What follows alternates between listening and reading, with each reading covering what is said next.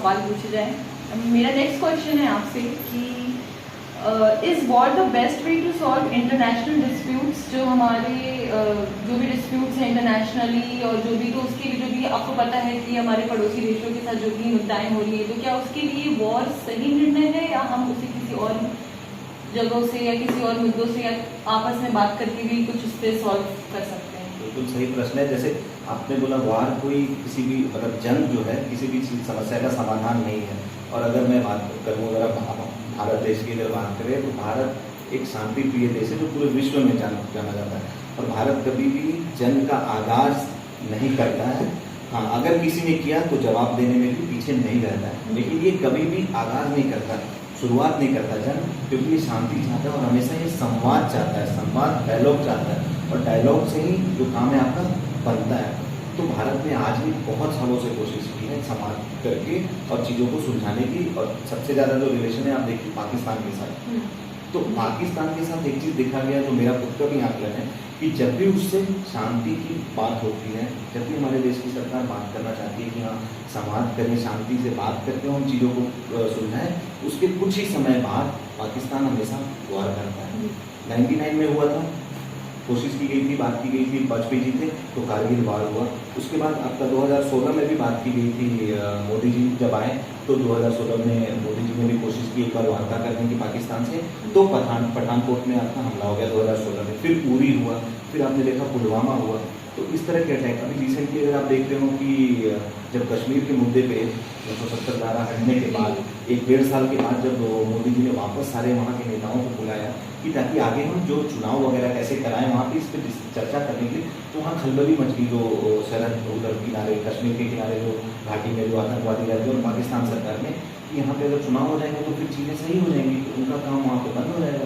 तो वहाँ पे फिर उन्होंने ड्रोन से ऊपर कुछ करने लगे, ऑब्जर्वेशन करने लगे, स्पाइक ड्रोन लगा के, और एक बम भी गिराया था वहाँ पे एयरफोर्स के स्टेशन पे वहाँ पे।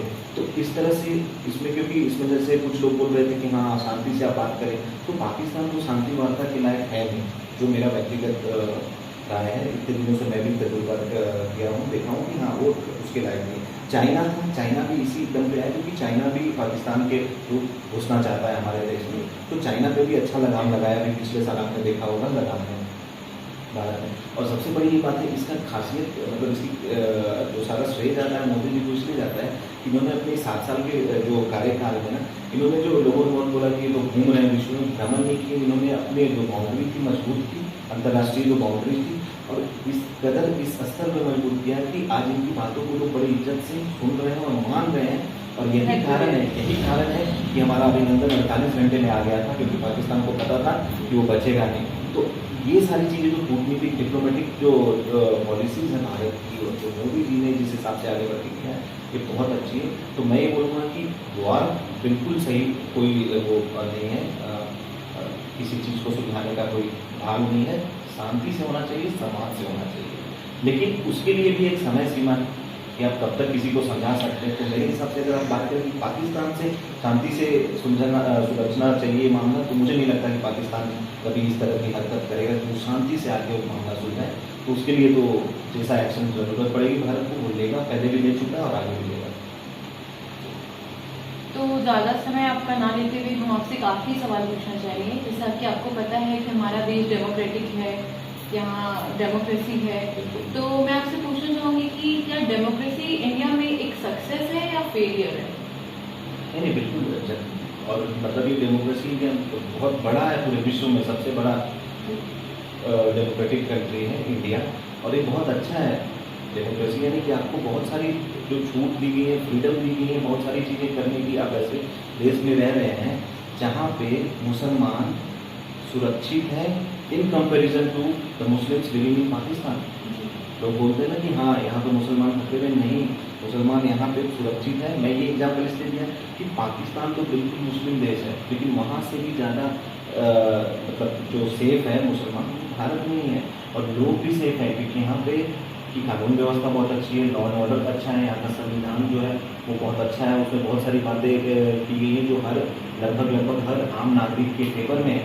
हर की आदमी अपनी बात कह सकता है। आप दूसरे में डिक्टेटरशिप ऐसे बहुत सारे कंट्री हैं जहाँ पे आप तो प्रोटेस्ट नहीं कर सकते गवर्नमेंट के अगेंस्ट में, यहाँ पे तो आप क्या नहीं करते प्रोटेस्ट के अगेंस्ट में? आप शांतिपूर्वक यहाँ पे सरकार आपको बोलती है, संविधान बोलता है कि आप प्रोटेस्ट करें, शांतिपूर्वक ढंग से आप कर सकते हैं, दंगा फैला के नहीं, प्रोटेस्ट करें।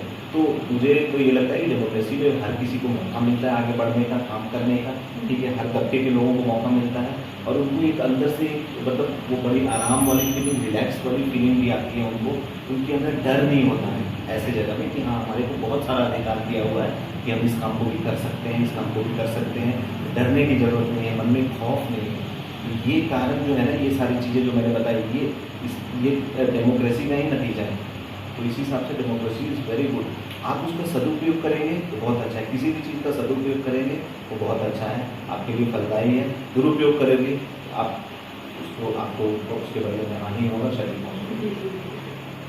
So that's all. Thank you Vivek for your valuable views on these topics going on in our society. I would like to thank you for giving your precious time. और ये सारे विचार आप अपने हमारे नेशन के सारे युवक को और दर्शकों को समझाते हुए, और मुझे लगता है इससे वो भी कुछ समझे और उसमें भी प्रभाव होगा। आपका आने के लिए बहुत बहुत धन्यवाद। आपको इनवाइट करने के लिए आपका भी बहुत बहुत शुक्रिया।